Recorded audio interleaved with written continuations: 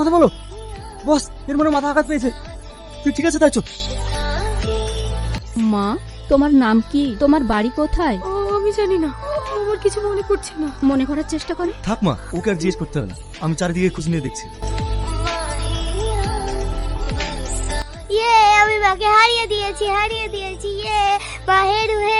কি রে, মেয়েটার কোনো ঠিকানা পেলি?